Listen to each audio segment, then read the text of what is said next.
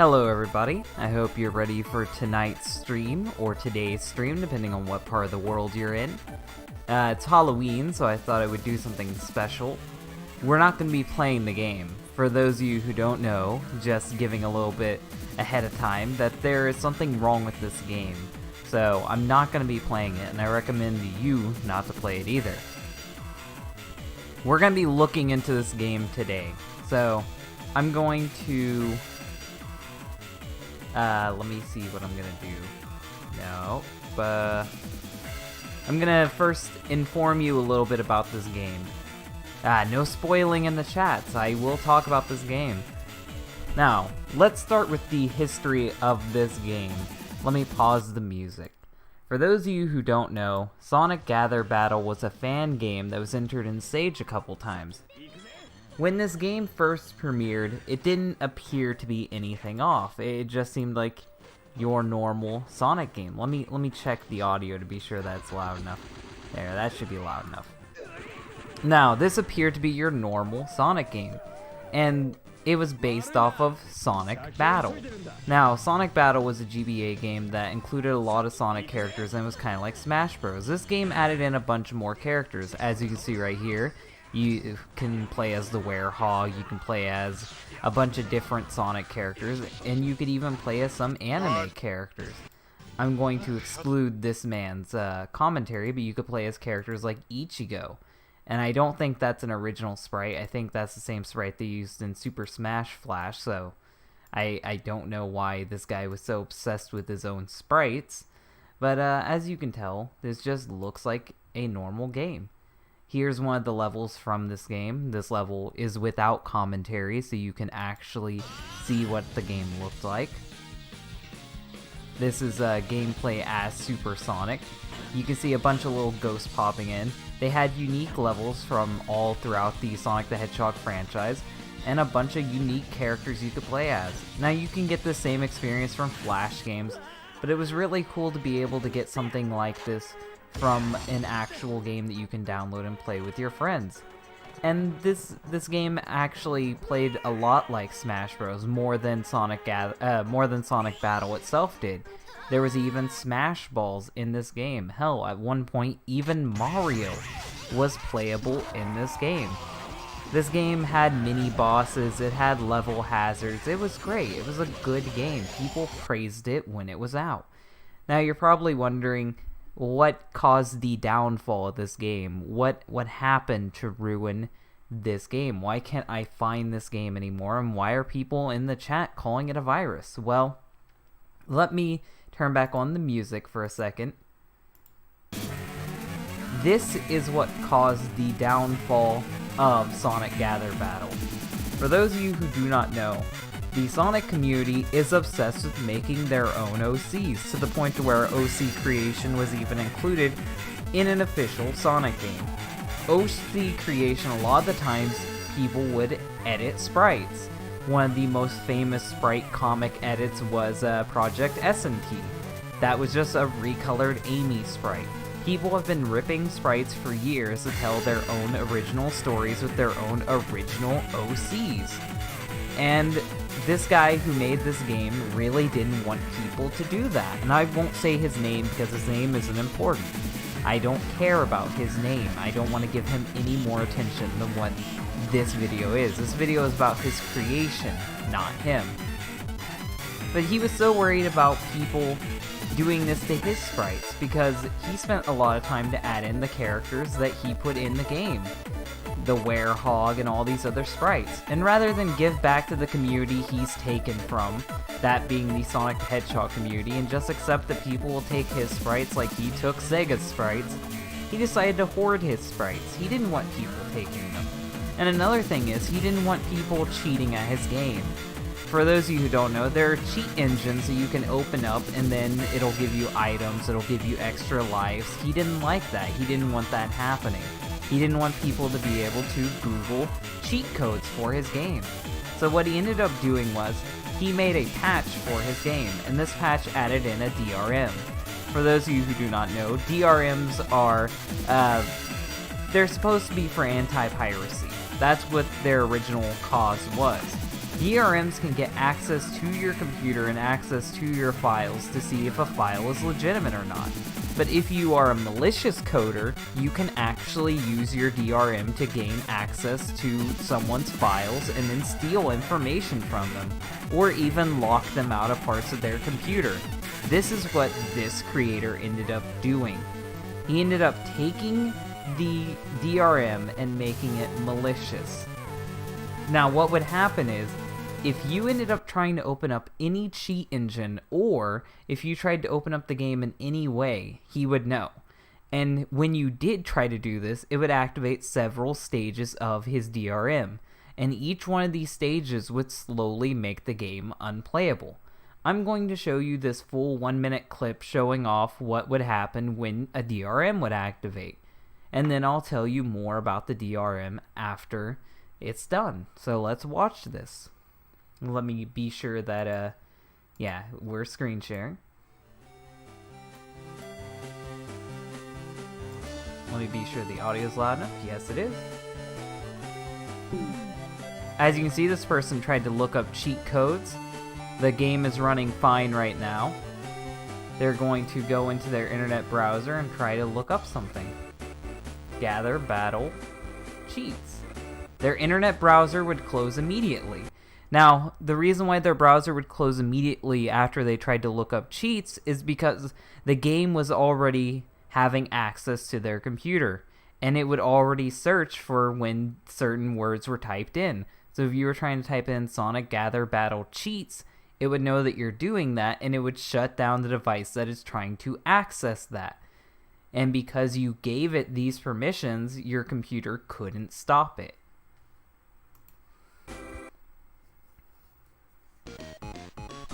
This is them after they closed down the game and reopened it.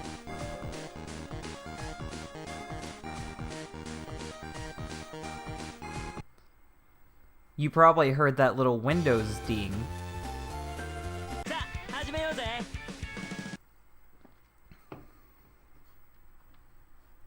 The game's booting up again. And this is the guy's logo. His name was Limina.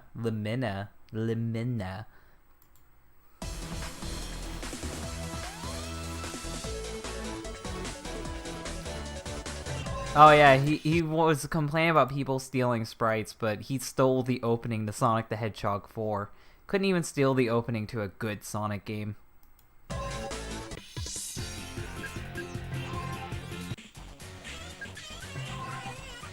Select your character. I love that this man was such a weeaboo. He had to make the game speak Japanese. He couldn't get the English version. He had to make all the text be Japanese, to be retro, to be nostalgic. It's so cringy.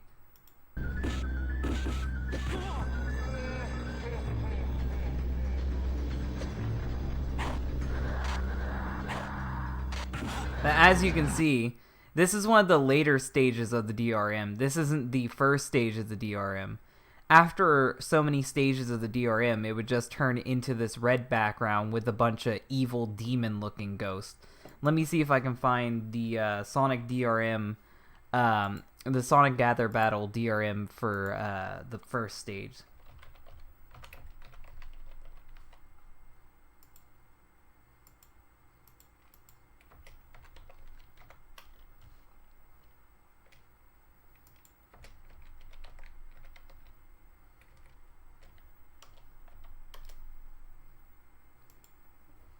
This is what you would most likely see when you reboot it after trying to enter in your cheat codes, after trying to look up cheats for the games. The background would be blue, and you would start to notice some weird stuff. You can see those red little ghosts. Those red ghosts will pop in and out, and you can't kill them. They'll keep coming back. And the red ghosts try to interfere with your gameplay. You don't get to have colors anymore. The enemies drain more health than they should, and the ghosts will be trying to drain your health also. This is the first stage of the DRM. When you got to this stage of the DRM, you could actually message the person who was hijacking your computer and tell them that it was false. And if the guy who ran the DRM, the programmer of the game, or the guy who was helping him decided that you were falsely accused of hacking, they would turn off the DRM. So you actually could message these people to try to get your computer back to normal. But it was just a coin flip if they were actually going to listen or not. Just wanted to be sure my mic was on.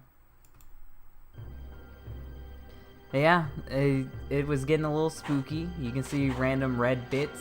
Kind of looks like blood, but it's probably just glitchy pixels. The music is also ominous at this point. Let me fast forward a little bit further so you can see some more of the creepiness. Every level ends up being like this. It ends up being creepy, black and blue. It's just really, really weird. Now, if you continued fucking with the game, if you continued messing around or tried to delete it and then reinstall it, that's when you would get to this point.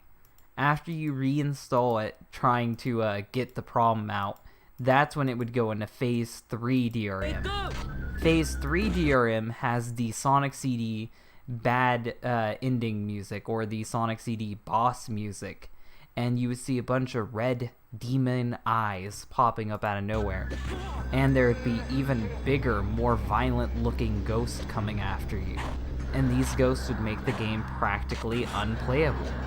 And there was no way to stop them. You would die instantly. This is where the game couldn't be stopped. There was no playing it. You would just have to give up on it. Now, the most messed up part about this game is the fact that they had access to your computer. Like it or not, these people had full access to your computer. Once you let them in, they could do whatever they wanted to. Now, did they do this? No. But they could have stolen internet passwords, they could have stolen credit cards, they could have stolen anything with this DRM. This DRM allowed them access to your computer. But this is what I have to say. This is like the moral of the story. If you download a game and it wants access to your computer files, more access than what it needs, don't grant that. Like, if it wants administrator access, don't give it. These games don't need administrator access. There's no need to give them this information. If a computer game asks for administrator access, don't download it. Don't give it the permissions it wants to. This game was a virus. This game hacked into your computer, and it could have caused so much more damage than it did. Now, I bet you're wondering what's the aftermath to this. The aftermath to this is everyone was freaked out, everyone called this man out, no one let him get away with what he was doing. And funny enough, he was banned from Sage forever, his downloads were taken down, and people ended up ripping the game and putting his sprites online for free. You can go download his sprites right now, and they're virus-free. So he did all this in the attempts to prevent people from hacking his game. Now you can't even get his game to hack it or play it. He did all this just so you couldn't take his sprites, and now his sprites are up for free. Everything he tried to fight to prevent ended up happening because he got greedy, because he got corrupted. Don't do this to your game. Don't do this to your audience. This is where you delve into true insanity.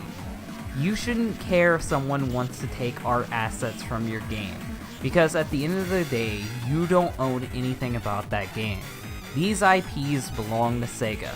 These sprites you ripped were from a Sega property. These sprites you edited were from a Sega property. You should just accept that people are going to rip your game and have fun editing your sprites, just like you ripped Sega's game and had fun editing their sprites. If you end up going down this route, you're just going to get banned from every forum and rejected from the community. This creator is nothing now. He let his pride get in the way, he let his anger get in the way, and now he's no longer allowed to even enter games under this username ever again.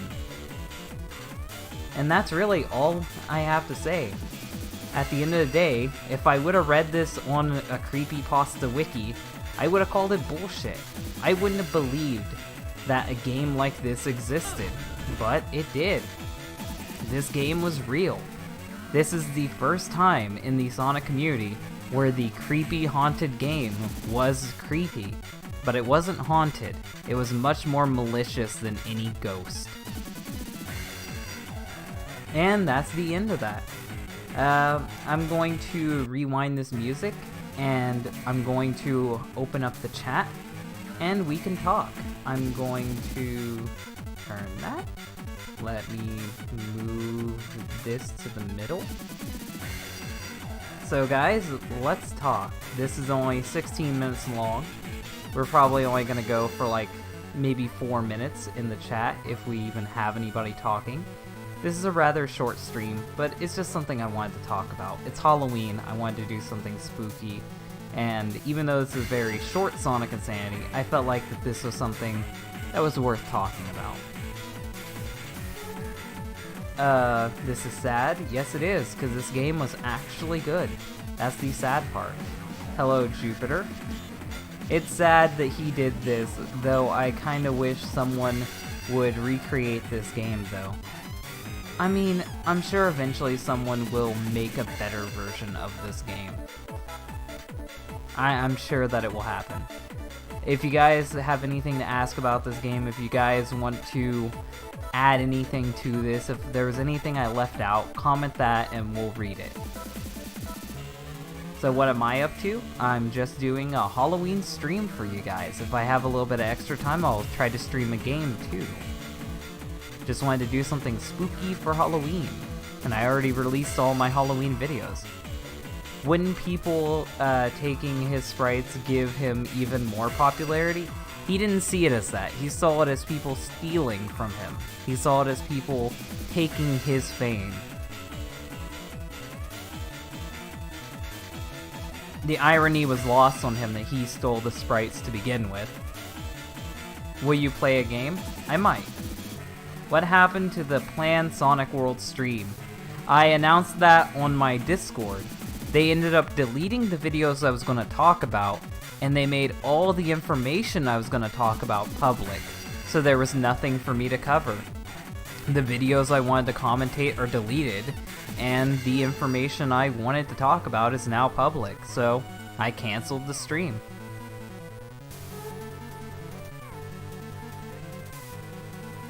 We're talking about Sonic Gather Battle, which was a fan game created for the Sage Amateur Games competition, and it ended up being a spooky, creepy DRM hacking nightmare. This cringy man couldn't help that people were gonna take his video game sprites, so he had to hack everyone.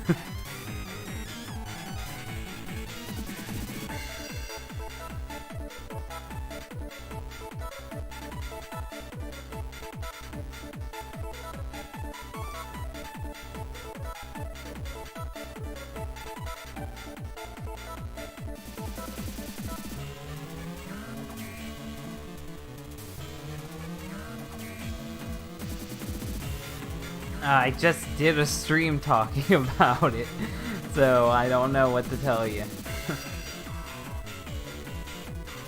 If no one else is gonna say anything, if no one else is gonna add anything, we'll be ending the stream at 20 minutes.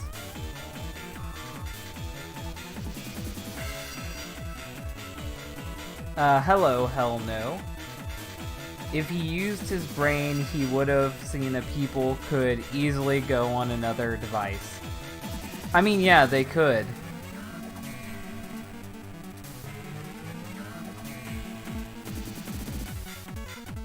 Hello, Mephiles.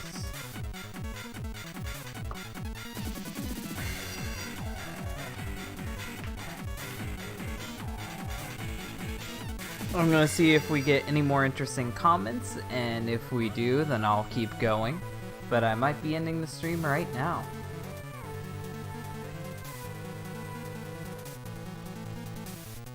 No, it's morning time. No one's knocked on my door.